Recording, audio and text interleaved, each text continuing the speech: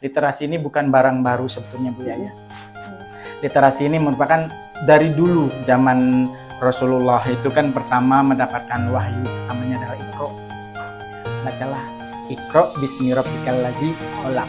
Kenapa kamu pilih buku itu terjadi jalan jawab? Jadi bukan hanya presentasi, ini menimbulkan rasa percaya diri yang luar biasa. Biasanya anak-anak literasi itu pedenya luar biasa. Orang-orang besar itu ternyata lahir dari membaca. Fasilitas tidak tersedia, kurangnya buku, sekolah maupun beli buku juga kadang jarang. Keluarin buku-buku yang bagus-bagus dan menarik perhatian, karena anak-anak itu salah satu kesukaan membaca itu dari covernya, dari tampilannya. Itu literasi itu dari kemenarikan dulu. Anak-anak kita sebenarnya mau gitu, tetapi kadang-kadang tidak ada yang mewadahnya. Orang membaca itu nggak ujuk-ujuk, terutama misalnya Maria Sarjono, Margate, Mirawe, Motingga Busa, Freddy S, untuk bisa mencintai bahasa daerah. Nanti kaitannya nanti mencintai negara ini, bahwa negara kita itu ada tadi beragam gitu. Nah, salah satunya adalah bahasa Cirebon ini diakuin karena memang udah ada perwalnya ya, bahwa sebagai bahasa daerah yang diajarkan untuk anak-anak di sekolah. Dari membacalah akan banyak ide-ide kreativitas yang akan keluar dan ilmu-ilmu pengetahuan yang bisa kita dapat. Assalamualaikum warahmatullahi wabarakatuh. Selamat siang teman-teman Cikgu Yaya. Selamat datang di channel Cikgu Yaya. Hari ini saya bersama seorang pegiat literasi Kota Cirebon sekaligus juga pengawas Bina SMP Dinas Pendidikan Kota Cirebon, Pak Kartino. Selamat siang. Alhamdulillah. Alhamdulillah. Siang. Ya, akhirnya kita ketemu lagi di sini. Padahal kita satu ruangan. Iya, tapi alhamdulillah hari ini saya bisa berkesempatan untuk bisa ngobrol lebih banyak dengan beliau. Teman-teman, beliau ini adalah seorang pegiat literasi yang sudah melanglang buana kemana-mana. Nanti kita bisa tanya-tanya beliau mengenai bagaimana sih kondisi literasi di Kota Cirebon khususnya ya Pak ya. Ya, siap. Nah, seperti yang sudah kita ketahui bersama teman-teman, sekolah-sekolah kita terutama sudah banyak program-program literasi seperti mading, membaca 15 menit sebelum belajar, juga perpustakaannya juga ditingkatkan. Tetapi di lapangan ternyata masih juga literasi kita belum tidak maksimal, signifikan ya, gitu ya betul. Pak ya, masih ada di bawah peringkat 60 dari 81 negara itu menurut PISA di tahun 2022. Nah, apa penyebabnya teman-teman, kita nanti akan ngobrol-ngobrol banyak. Siap Bu Yaya. Ceritain dong sama teman-teman Cikgu Yaya kiprah Pak Kartino di dunia di dunia literasi terutama. Dunia ini ya. Iya dong, udah kemana aja nih Pak Kartino? Ya, oke, siap. Terima kasih.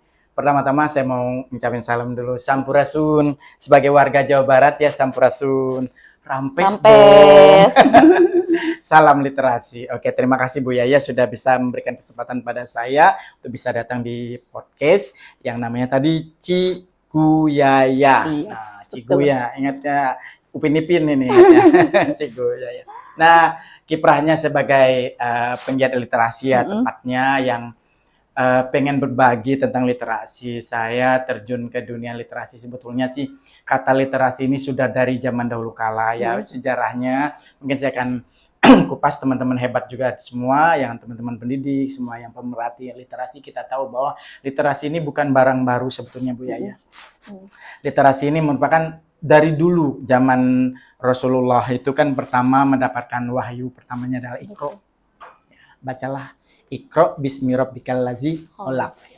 Bacalah dengan menyebut nama Tuhanmu. Nah, sebetulnya berawal dari situ pun sebenarnya literasi ini udah ada. Dan mungkin dalam tanda kutip literasi ini hangat-hangatnya ketika saat itu tahun 2015 kalau nggak salah, masih Menteri Pendidikannya Pak Anies kalau nggak salah, Pak Anies Baswedan itu ada program literasi GLS, Gerakan Literasi Sekolah, 15 menit membaca, kalau nggak salah pembiasaan. Nah, sebelum jam pelajaran sekolah membaca buku, kebanyakan biasanya buku fiksi. Nah, ini anak-anak diharapkan bisa terbiasa membaca, membangun budaya literasi di sekolah gitu. Yang pada dasarnya konsepnya kalau literasi ini harapannya anak-anak ini terbangun budaya membacanya, minat bacanya, karena kita pernah mendapatkan predikat 1 berbanding 1000 daya baca anaknya gitu, atau warga Indonesia gitu. Maksudnya dari 1.000 orang hanya satu yang bisa membaca. Padahal kan kenyataan masa iya gitu berdasarkan survei. Dan alhamdulillah sebetulnya semakin ke sini survei itu banyak yang kita buktikan gitu bahwa kita literasinya tidak seperti itu, separah itu sebetulnya ya. Mungkin tadi Bu Yayat sudah bilang masalah perolehan dari PISA ini, standarisasi untuk literasi, semoga itu menjadi dasar pemikiran pemerintah ketika mengadakan program literasi ini. Bahwa kita pada peringkat bawah aja dari tahun ke tahun, bahkan terakhir pun tadi udah disebutkan ya peringkatnya masih belum terlalu signifikan. Walaupun udah ada perubahan Bu Yaya ini. Dari yang tadinya tiga terbawah, 2 terbawah, akhirnya naiklah dibanding tadi 82 menjadi 60, agak lumayan naik gitu ya. Tapi ini PR bersama kita sebetulnya ini kenapa sampai ini. Dan kiprah saya kembali lagi balik sebetulnya dari tahun 2013 kita sempat berkesempatan untuk belajar di South Australia, tepatnya di Adelaide bersama guru-guru Jawa Barat hebat. Saat itu ada program. Nah, kita ke sana dan di sanalah kita mengadopsi adaptasi satu program. Sana ada namanya Leader Reading Challenge, LRC. Nah, kemudian diadopsi ke Jawa Barat. Nah, alumni-alumninya inilah membentuk suatu komunitas dan jadilah West Japa Leader Reading Challenge atau WCLRC. Ini kiprah mulainya kita bergerak. Mungkin di daerah lain seluruh Indonesia sudah ada program, tapi kita kayaknya yang paling mantap Jawa Barat gitu loh. Jadi Jabar juara ya. Jabar juara, lahir batin. Nah, apalagi sekarang udah dari Pak KDM kita, Bapak Gubernur kita ada Jabar Istimewa. Nah, ini luar biasa gitu. Jabar ini sudah mempelopori menggagas gitu, karena dalam GLS itu kita tahu ada 3 tahapan gitu dalam literasi ini. Gerakan literasi sekolah ada dari pembiasaan, kedua adanya tadi pengembangan, dan terakhir adalah pembelajaran. Nah, jadi literasi ini sebenarnya dari pembiasaan. Kemarin itu yang dari 2015 itu masih bentuknya pembiasaan aja, 15 menit baca tanpa ada tagihan. Nah, disinilah kita tim WJLSC ini, kebetulan saya salah satu narasumbernya dari Kota Cirebon ini, kita punya Bu Dewi Pujianti ya, kepala sekolah KM2. Kemudian ada Pak Denny, sekarang lurah di Kelurahan Lemah Wungkuk sekarang ya. Nah, beliau itu kita bertiga ini menjadi perwakilan Kota Cirebon saat itu, mewakili untuk bisa sharing berbagi tentang literasi di Jawa Barat. Saat itu kita keliling itu tahun 2000. Sebetulnya pionirnya itu dari tahun 2015. Nah, tapi hanya persampel, hanya beberapa sekolah di Kota Cirebon itu. Kalau saya megang SMP 2, ada SMP 1 juga waktu itu, tidak semua ikut waktu itu di Kota Cirebon ini.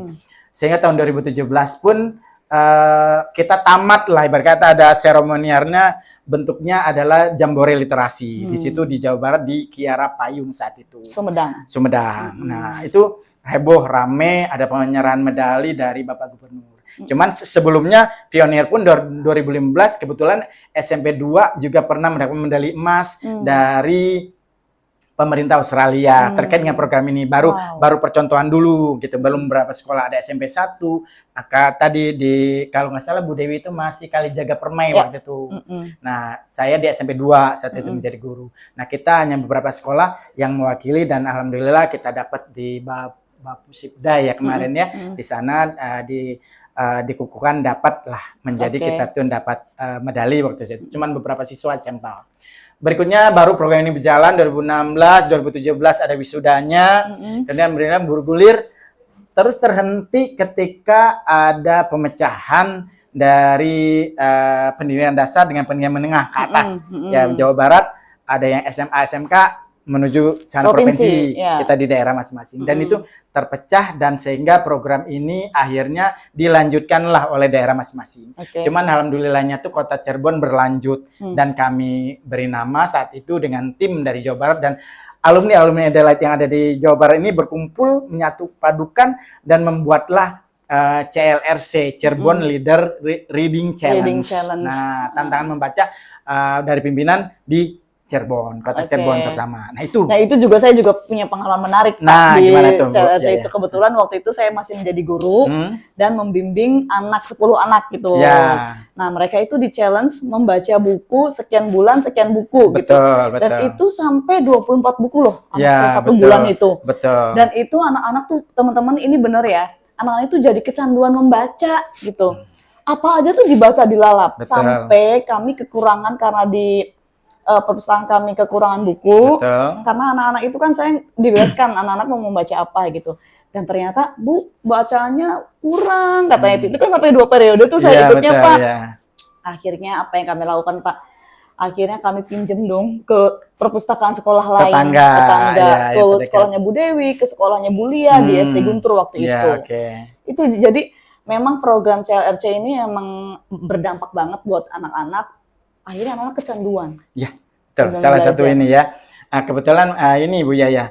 Mungkin tadi program yang udah pembiasaan 15 menit membaca tadi dirasa kurang, dan dalam program kita ini tadi ke pembelajarannya, pengembangannya. Jadi bukan hanya mereka membaca buku selesai, tapi mereka pun mereview dalam beberapa bentuk. Mungkin Bu Yaya masih ingat ya, bentuk ada Ichikawa Betul. Fishbone ya, kemudian ada AI, alasan isi hikmah, kemudian juga ada White white chart, ya. kemudian ada juga infografis, ya komik, macam-macam bentuk tagihan mereka. Jadi ada Betul. tagihan. Jadi mereka setelah selesai membaca, mereka punya tagihan.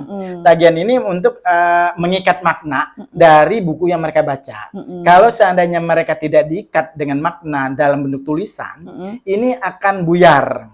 Kan kebanyakan kalau anak-anak suruh baca, apa tadi ceritanya? Gak tahu, lupa. Nah, cara salah satunya adalah diingatkan dengan cara diikat maknanya lewat tulisan. Tulisannya bentuknya sederhana, simple, seperti Ichikawa Fishbone ini kan merupakan konsep berpikir yang dasar banget, ini bagus banget untuk pola berpikir anak. Suatu saat ketika mereka nanti sudah terbiasa, mereka nggak usah bikin fishbone, tapi dari di otaknya udah ada pola fishbone itu. Dari 5W1H-nya, dari mulai who, siapa tokohnya, Betul. kemudian karakter buku tersebut, siapa aja ada di dalamnya, where, di mana lokasinya, when, kapan kejadiannya, what, apa saja yang ada isi di dalamnya, kemudian why, kenapa ini tokoh melakukan hal tersebut, how, bagaimana mengatasi masalahnya.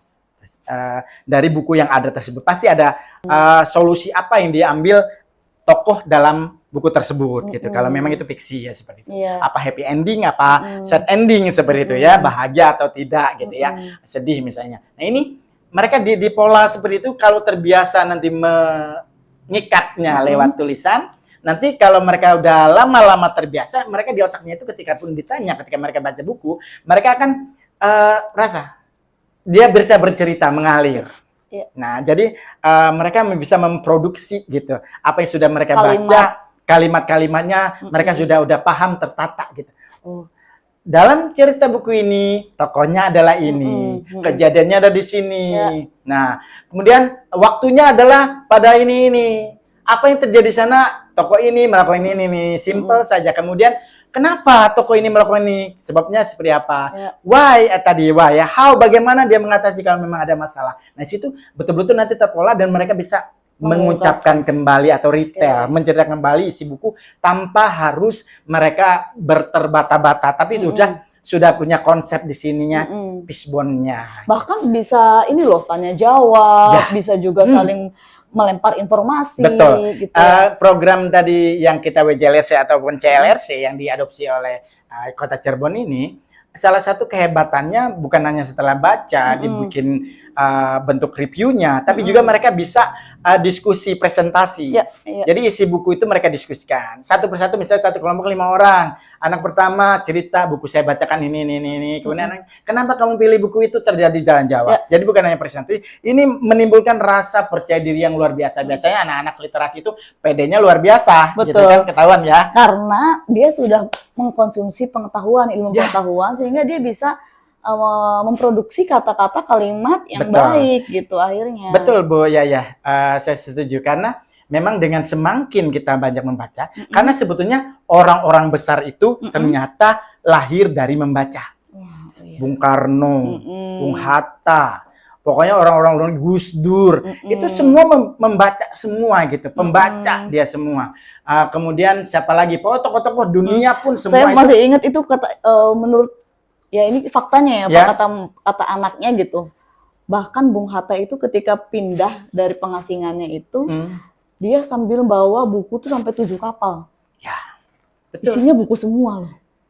Betul, dari tokoh-tokoh, betul, dari tokoh-tokoh dunia pun selain dari tokoh hebat Indonesia, dunia pun seperti itu. Mereka misalnya di penjara, mereka tidak terpuruk, tapi di penjara pun ada itu apa perpustakaan. Mereka lalu buku ketika mereka keluar dari penjara itu luar biasa. Jadi sebetulnya literasi ini sangat-sangat penting sekali dalam kehidupan anak-anak. Ini menjadi contoh bahwa orang besar itu karena membaca. Ada salah satu teman saya penulisnya Pak Herman ya.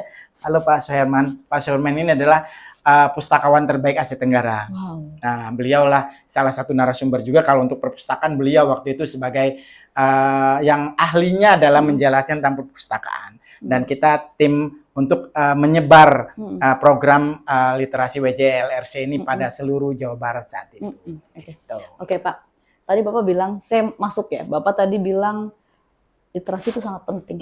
Seberapa penting, Mbak, bagi anak-anak? Oke, kita secara ini dulu ya literasi itu. Kalau tadi bilang kalau awalnya kita tuh literasi sebetulnya udah dari zaman dulu, dari mulai Rasulullah itu kalau kita sebagai Muslim, literasi ini bukan hal baru.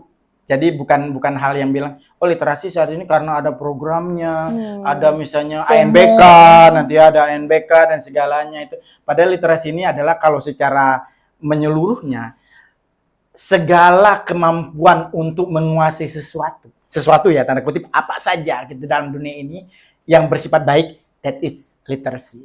Itulah literasi. Jadi segala kemampuan seseorang untuk menguasai sesuatu. Misalnya dia jago masak, ahli masak, maka dia kalau literasi kan orangnya ini yang ahlinya ini disebut literat. Nah, berarti dia literat dalam masaknya, jago masak. Kalau dia nyanyi profesional, kalau yang abal-abal mungkin bukan, nggak literat, tapi tetap aja itu adalah proses bagian daripada perjalanan untuk menuju ke sana gitu ya. Apa saja, suka musik, suka gitar, main bola, olahraga, apapun di dalam kehidupan kita, our whole life ya, dalam semua kehidupan kita ini, that is literacy. Jadi jangan sempit literasi ini, karena literasi kalau dipandang, kalau zaman dulu atau beberapa teman-teman bilang literasi itu urusannya guru bahasa. Kalau dalam pendidikan ini urusannya yang bahasa Indonesia atau apa gitu ya, guru-gurunya tuh rumah dipatok. Literasi bukan urusan saya. Nah, harus diketahui, dicatat bahwa literasi kenapa bukan harus urusan kita semua? Karena pemerintah sudah memasukkannya dalam ANBK. Misalnya di SD kelas 5, SMP kelas 8, SMA kelas 11. Nah, ini literasi apa isinya literasi? Apa ANBK itu? Literasi, numerasi. Tadi balik lagi Bu Yaya, saya tertarik dengan Pisa tadi kita terpuruk. Kenapa anak Indonesia itu pintar, orang Indonesia itu pintar luar biasa. Diakui dunia, semua orang-orang Indonesia itu keren. Kenapa ya? Jadi kadang-kadang bertanya, kok gara-gara Pisa kita seakan-akan terpuruk nilainya. Padahal kemampuan kita luar biasa, diakui dari zaman dulu orang Indonesia itu pintar-pintar luar biasa. Di Pisa ini karena memang standarisasinya adalah pemahaman. Bernalar kritis dalam soal dan kebanyakan kita saat kemarin saya mungkin ngasih contoh ya Bu Yaya ya. Misalnya kalau anak kita dikasih uang 10.000, suruh jajan bakso 5.000, beli permen 2.000, sisanya berapa? Langsung pluk ini segini. Langsung dia bisa langsung aplikasinya sebenarnya dalam kehidupan udah oke sebenarnya literasinya. Cuman instan gitu seperti itu barangnya. Tapi ketika dibentuk soal misalnya Andi diberi uang 10.000, disuruh ibunya membeli bakso. Di tengah jalan dia ketemu warung beli permen 2.000. Berapa sisa uang? Jadi setelah dia makan cilok 500 misalnya atau 1.000 sisanya. Ketika dibelok-belok situ bernalar, padahal sih intinya cuman tadi 5.000 ditambah 2.000 ditambah 1.000 misalnya tadinya ciloknya. Sisanya berapa? Maksudnya dari 10.000 tadi udah diambil tadi ditambah dikurangin dengan jumlah totalnya sebenarnya segitu dan anak kita langsung bisa jawab karena sebenarnya orang Indonesia pintarnya luar biasa sebetulnya kalau matematika kalah luar negeri mas sebetulnya gitu. Nah justru ketika dibikin soal cerita jadinya agak kebingungan gitu. Karena tadi Bu Yaya tidak dibiasakan untuk membaca. Kan itu kalimat bernalarnya dari cerita ini. Kan kebanyakan sekarang jangankan anak-anak, guru pun kalau lihat soal, kalau dikasih soal tes misalnya di komputer atau apa, ada bacaannya selayar, pertanyaannya sedikit, itu malas itu di scroll langsung ke pertanyaan, kan begitu. Karena kita tidak dibiasakan untuk mencerna dulu. Akhirnya kita banyak yang salah jawab. Kadang-kadang langsung ke soal dulu, bukannya ke bacaan. Soal dulu apa? Baru cari ke bacaan. Tapi kayak gitu salah nggak menurut? Nggak apa-apa, sebetulnya metode teknik apapun yang penting jawabannya bisa gitu. Intinya gitu ya. Kita tidak. Tapi apa pengaruhnya bagi? Tidak disalahkan. Dan itu trik jitu smart. Mungkin kalau di bimbel atau apa ada smart solution atau smart trick, trik cerdas menjawab soal. Kalau gini-gini nggak usah panjang, tapi dengan langkah ini jadi gitu. Itu dibutuhkan sebetulnya kalau untuk waktu, kan kadang-kadang membuat soal juga ngerjain soal juga dibutuhkan waktu. Satu soal berapa menit. Kalau kelamaan juga panjang gitu. Trik ternyata. Tapi setidaknya ada trik cara membaca cepat. Jadi ada skimming misalnya baca cepat, bagaimana kita tidak harus tapi sekilas. Nah itu adalah literasi juga, cara membaca juga harus diajarkan juga cara membaca cepat gitu, supaya mereka terbiasa ketika dikaitkan nanti dengan evaluasi atau tes, mereka juga cepat gitu ngerjakannya, tidak termangu pada ini lama nunggonin soal-soal nunggonin lagi keluar cerbonan. Harus yang betul-betul bisa punya trik-trik tertentu dan memang itu adalah skillnya daripada literasi. Berarti jika kita untuk menjawab soal, skill membaca cepat dan pemahaman cepat itu dibutuhkan. Tetapi kalau kita misalkan dalam literasi kita tidak runtut dari awal sampai akhir, nanti kita tidak terbiasa berpikir sistematis. Betul kan, Pak? Salah satunya begitu. Kita maunya cepat aja nih, instan. Nah, termakan hoax, termakan berita-berita miring, itu benar, akan kita permudah terprovokasi ya, Pak. Ya, betul. Jadi sebetulnya kembali lagi tadi kepada pilihan individu sebetulnya. Ketika tadi kata Bu Yaya mungkin bilang, berarti ini harus gimana dulu yang benernya gitu, pola membaca soal atau apa. Kembali lagi sebetulnya tujuannya ketika kita mengerjakan sesuatu itu ada nawaitunnya lah, kalau gitu niatannya apa. Nah kalau memang untuk melatih daripada penalar kritis kita, kalau bisa dibaca dulu secara seluruh, tapi ada tipsnya atau triknya bagaimana membaca itu jangan sampai berlama-lama. Kadang-kadang kalau ada bahasa yang aneh bagi kita lama, apa ya ini? Pernah nggak baca novel selembar tapi karena ini maksudnya apa ya? Kita mikirin, baca ulang. Pernah mikir itu aja, jadi lama gitu baca itu. Padahal biarin aja. Ya biarkan aja untuk melatih, ya nggak apa-apa. Nanti biarkan aja, nanti suatu saat kalaupun tekniknya misalnya ini mah teknik lagi kembali ya, bisa mau di stabilo atau ditandain, nanti setelah selesainya kita baru bisa kita baca ulang. Oh gitu. Nah Pak, kalau misalkan literasi itu saya tadi kaitkan dengan dia menjadi sumber pengetahuan, kemudian tadi melatih kita untuk bernalar kritis. Kemudian bagaimana dengan anak-anak itu kalau misalkan kita berliterasi untuk memecahkan masalah, problem solving itu gimana Pak? Iya betul. Jadi kembali lagi, literasi ini sebetulnya saya tadi bilang bahwa literasi ini adalah sebuah kemampuan seseorang untuk mencapai sesuatu, untuk melakukan sesuatu yang baik ya. Nah, untuk suatu kemampuan. Nah, ini kemampuan ini nanti kaitannya tadi bernalar kritis sama tadi memecahkan masalah. Karena ditujukan dalam literasi ini banyak konteksnya ya, Bu ya. Kalau nanti literasinya untuk kependidikan, nanti tentu saja nanti mereka diharapkan bisa menguasai sesuatu, ya terutama nanti kebahasaannya, terus nanti bisa mengaplikasikan dalam hidupnya nanti, karena mereka akan balik nanti menjadi masyarakat nanti.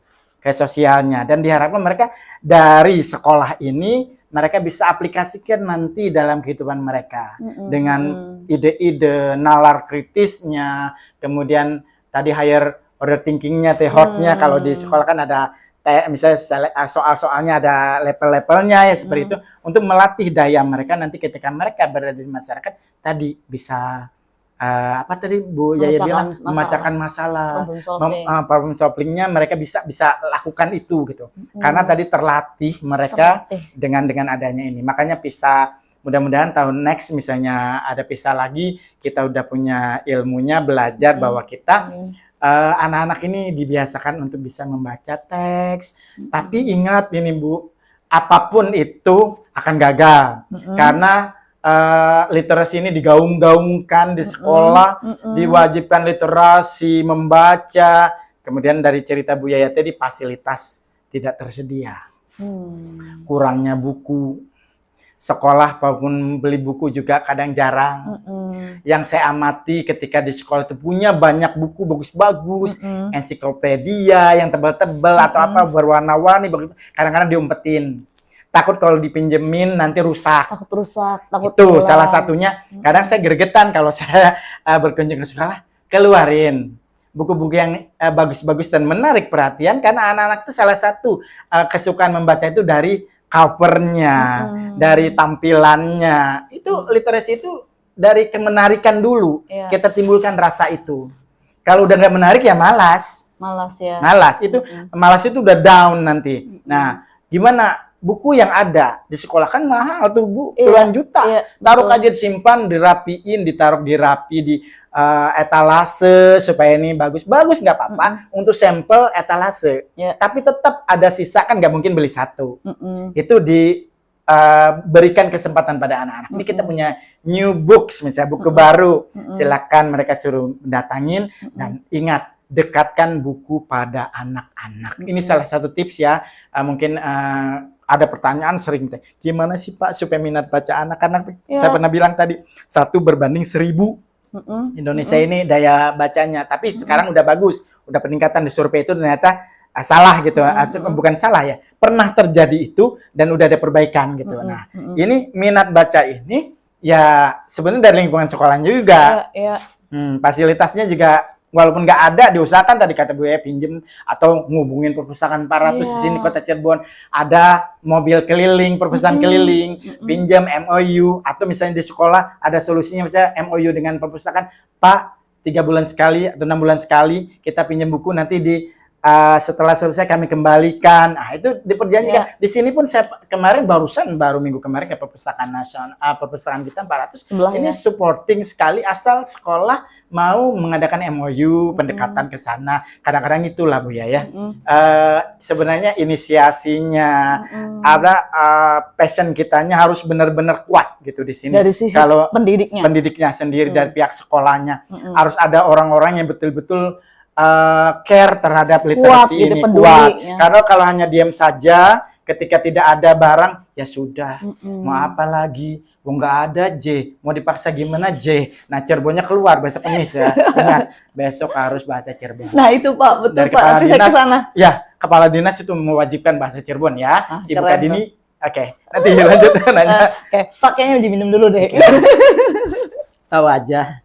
Terima kasih ya Bu Yaya. Iya. Enak Pak minumnya Pak. Hambar Bu, air putih. Jadi teman-teman, ini kayaknya nunggu sponsor di sini Pak. Oke, boleh sponsor, pokoknya diundang ke sini podcast. Kudu. Iya. Kudu. Jadi kalau saya tadi lihat bahwa berarti untuk bisa menaikkan minat baca di sekolah-sekolah itu harus ada pendidik atau guru yang kuat. Ya. Yang care kata Bapak tadi. Betul. Peduli akan nasib anak-anak nih, harus bisa gimana nih supaya anak-anak bisa tanggung jawab kita itu tanggung jawab kita bersama.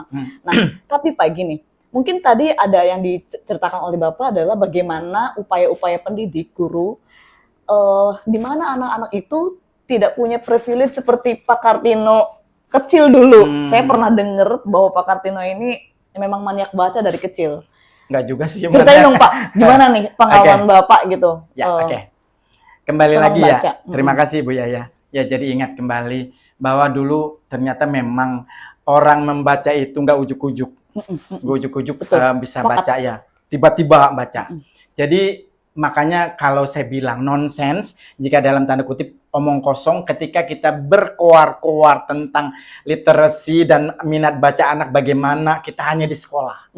Tapi ini harus ada supporting daripada orang tua dan lingkungan sekitar. Biaya. Jadi ada segitiga ini dalam pendidikan ini, ada sekolah, ada orang tua, ada masyarakat nih. Segitiga ini harus saling nyambung. Nah, ini teringat saya waktu kecil, saya ini orang tua saya ini menyediakan buku banyak di rumah.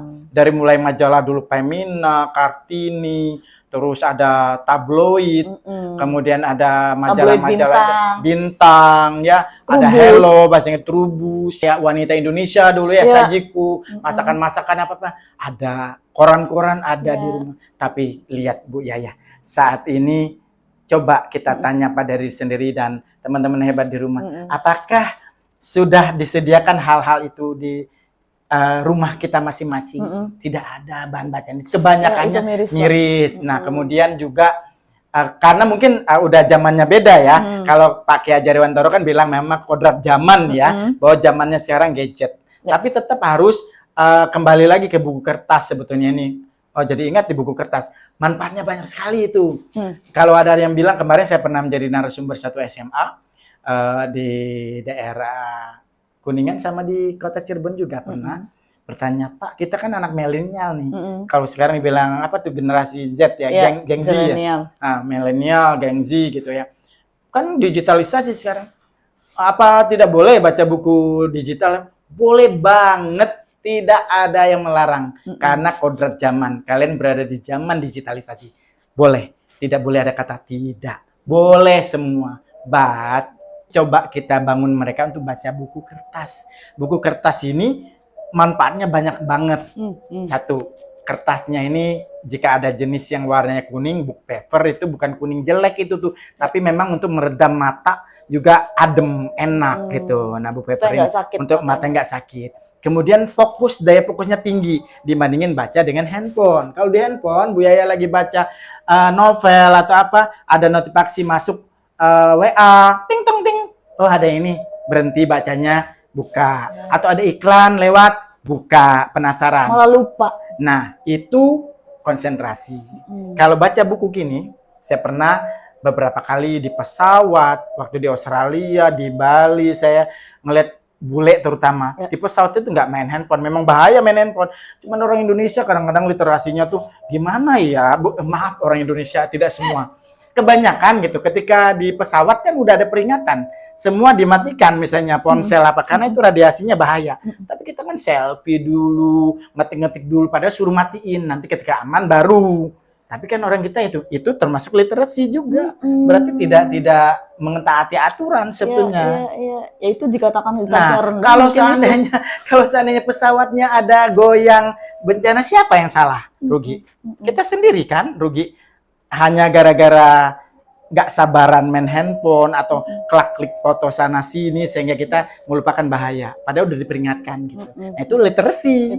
Harusnya tahu gitu apa regulasinya seperti apa. Itu salah satu contoh ya. Seperti itu gitu Bu. Jadi Pak, kalau untuk orang Indonesia gitu, apakah literasinya tuh sebenarnya apa yang kayak tadi udah diperingatkan, tapi tetap aja kayak gitu.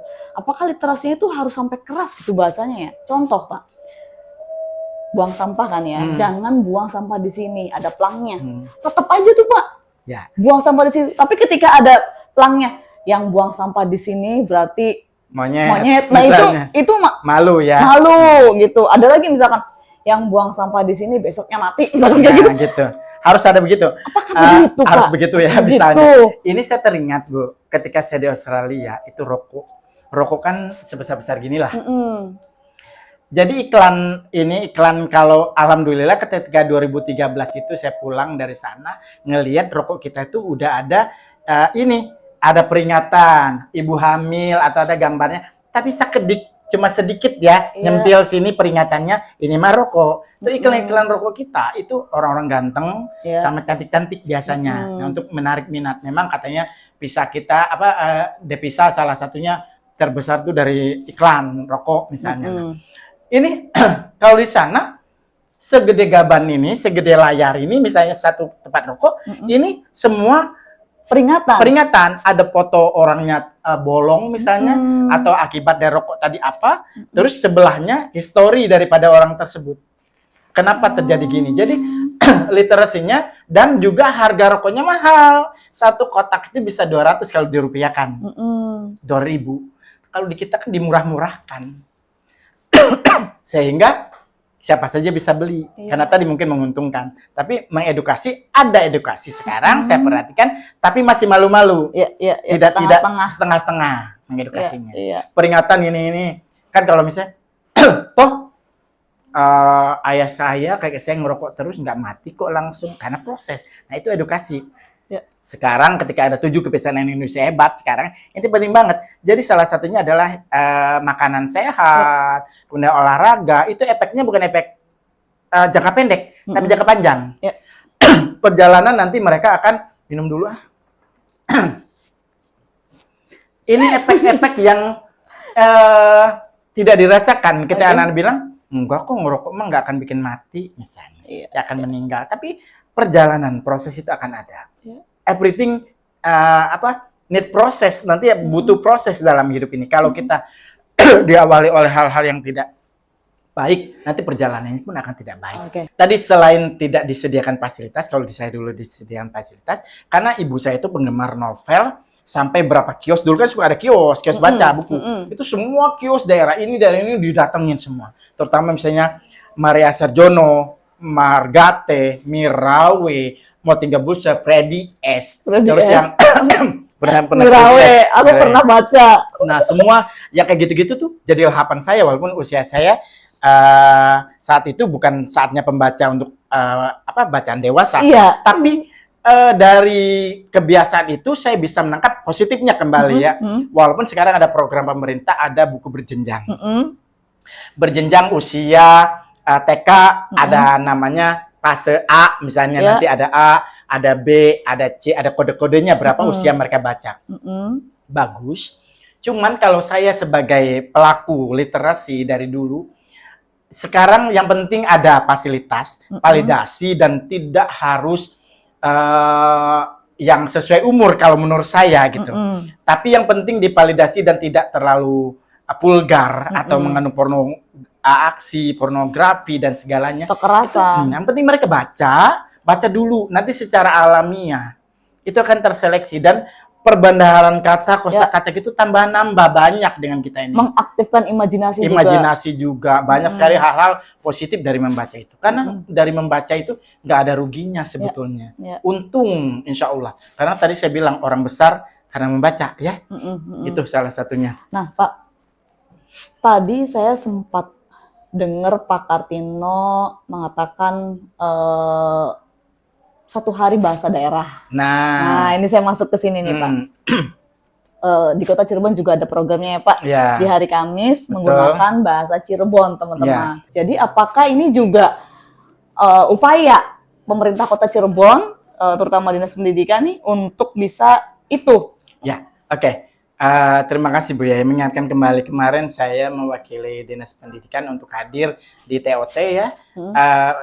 Sorry, bukan TOT tetapi FGD ya, Forum Group Discussion, tentang ada satu program dari Bapak Gubernur kita Pak Deddy Mulyadi, yaitu ada namanya itu Pancawaluya. Apa tuh, bahwa Pak? itu karakternya Pancawaluya, di mana anak-anak Jawa Barat ini kalau bisa memiliki 5 karakter. Dari cager, bager, bener, pinter, sama singer. Nah ini bahasa Sunda semua. Ini keren setelah dipelajari. Wow, cager itu berarti harus sehat lahir batin. Jadi bukan hanya sehatnya hanya fisik aja, tapi juga batinnya anak-anak kita tuh. Nah, bager, baik gitu. Berperilaku apa saja yang untuk kebaikan. Ini terkait dengan literasi. Karena tujuan literasi tadi kan hal-hal yang baik, menguasai hal baik. Kemudian benar. Nah, yang benar, jalan hidup kita ini harus benar, lurus, sesuai aturan. Walaupun ada bengkok-bengkok, tetapi tetap ikuti jalur regulasinya. Tadi apa? Cager, bager, benar, pinter. Nah, pinter tapi tidak keblinger. Banyak orang pinter tapi tidak sesuai dengan aturan-aturan, tapi kita mengikuti lagi ke atasnya dari tadi cager, bager, bener. Nah dari pinter ini ya pinter yang bener gitu. Jangan hal-hal yang pinter, ada juga pinter yang ngibulin, pinter yang buat kecurangan. Nah, itu bukan pinter yang kategori Makanya yang bener dulu ya. bener dulu, makanya setelah itu baru singer. Singer ini tahan banting, bisa segala-galanya. Wow. Jadi bagus sekali program dari Pak KDM ini, luar biasa. Salam Sampurasun Pak KDM. Nah, kaitannya dengan bahasa daerah? Bahasa daerah. Kebetulan saya saat itu disuruh memberikan pendapat gitu per daerah masing-masing, kearifan lokalnya apa. Kebetulan saya bersama Bu Kasih, Bu Nina, Bu Ina ya, Bu Kasih, kita sudah luar biasa dapat apresiasi juga kemarin dari Ibu Kabit, Bu Ade dari Kementerian, bahwa kita ini salah satu daerah yang sudah punya perwal tentang kearifan lokal ini, terutama bahasa Cirebon pada Perwal nomor 16 tahun 2024, bisa dicek di sana ya. Perwal ini peraturan walinya nomor 16 tahun 2024 itu terkait dengan penggunaan bahasa Cirebon. Besok ya Pak ya? Setiap Ya, hari Kamis. makanya kemarin Bu Kepala Dinas kita, Bu Kadini, bilang bahwa ayeuna saat inilah kita sebagai garda terdepan di sekolah untuk pengawas, untuk bisa menghimbau kepada seluruh warga sekolahnya, terutama guru, minimalnya di hari Kamis itu 1 hari doang, itu berbahasa minimal bahasa pengantar ketika berada di kelas, menyapa anak dalam keseharian. Gimana harus bahasa yang halus, kan ada Cirebon ini ada bahasa yang halus, ada yang kasar, ya, misalnya bebasan. atau bebasan atau gimana. Beliau bilang jangan kalau tadi literasi itu sifatnya kan jangan memberatkan. Ingat konsep literasi itu tidak boleh memberatkan. Jadi yang nyaman, yang bisa dikuasain. Jadi bahasa yang penting bahasa Cirebon dulu. Nanti kan gampang kalau udah bisa bahasa mana, oh yang halusnya begini. Yang benarnya begini, sebenarnya nggak boleh ngomong gitu. Nah, dari kesalahan tadi kan kita jadi tahu yang benarnya seperti apa gitu. Jangan disalahin dulu. Jangan takut salah. Jangan takut salah. Kalau udah ngomong benar itu bahasa Cirebon, tapi itu agak kasar. Coba pakai bahasa yang halusnya begini. Kan ada tambahan edukasi di situ. Nanti akan tahap bertahap, minggu per minggu, bulan per bulan, nanti ada perbaikan. Jadi ke arah bahasa Cirebon yang baik dan benarnya itu akan ada progresnya gitu. Sekarang dibiarkan saja, yang penting mereka berbahasa Cirebon dulu. Mau apa dipaksa, mau daerah mana, itu harus dibiasakan dulu. Misalnya saya bukan asli Cirebon, misalnya yang ngomong baik, misalnya priben kabare warasta, misalnya gitu ya. Minimal di ujung-ujung pakai iya jeh. Nah itu nggak apa-apa gitu. Guru misalnya di depan kelas menyapa anak-anaknya pakai bahasa Cirebon. Belajar dulu sedikit yang memang betul-betul tidak bisa bahasa Cirebon. Belajar nanti sambil anak-anak kita sebenarnya mau gitu, tetapi kadang-kadang tidak ada yang mewadahi. Dan ini di sekolah diharapkan mereka dibiasakan dulu.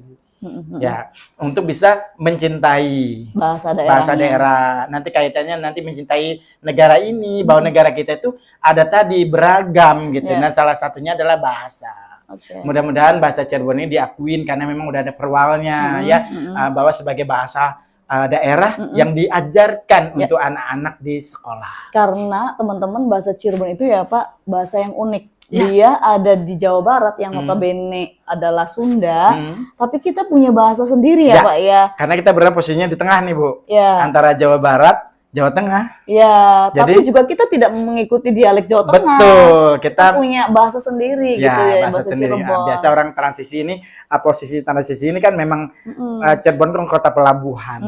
Jadi berbagai macam ini dan tercampur bau dan jadilah bahasa Cirebon yang unik. Iya. I love you Cirebon. Pak, mungkin di akhir ya Pak ya. Akhir ini asik. Sebenarnya banyak yang pengen diobrolin sama Pak Kartino atas kiprah beliau di bidang literasi ini, banyak banget teman-teman yang perlu kita gali. Beliau juga di Gelemaca ya Pak ya? Gelemaca. Sebagai apa Pak di Gelemaca? Ya ikut-ikutan baik. Sebagai kita ikut nimbrung dulu. Founder lah kita dari awal. Gelemaca itu lahir dari kita tadi alumni Adelaide dan teman-teman guru SD, SMP, SMA saat itu bersatu padu untuk membentuk komunitas, maka jadilah Gelemaca, Gerakan Literasi Masyarakat Cirebon Kota.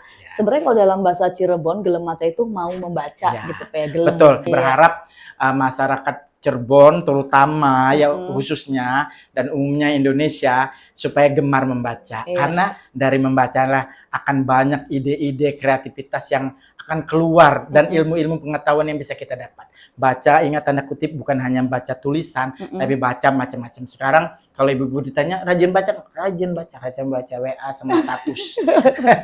Itu bukan literasi ya, Pak? Literasi juga. Literasi Pokoknya juga. sekarang tidak boleh dibilang tidak literasi. Oh gitu. Semua hal asal buat kebaikan, ingat, remember. Kemampuan seseorang untuk melakukan suatu hal yang baik, that it's literacy. Oke. Ya. Kalau saya simpulkan teman-teman sebelum ke closing Bapak Ya, ya, oke. literasi itu selain untuk mengisi pengetahuan kita ya Pak ya, pengetahuan, kemudian juga dia bisa bernalar kritis, mengaktifkan imajinasi, betul. kemudian problem solving, Dan dan untuk segala sesuatu yang kaitannya dengan kebaikan. Ya. Ya Pak ya. Jadi dia mau melakukan sesuatu asal itu berupa ya, kebaikan. kemampuan seseorang untuk melakukan sesuatu yang baik. Yang baik. Ya, Oke. Nah, Pak, untuk terakhir, adakah pesan-pesan Bapak untuk teman-teman guru? Apa sih yang harus teman-teman guru lakukan agar anak-anaknya ini tinggi minat baca dan daya bacanya? Oke.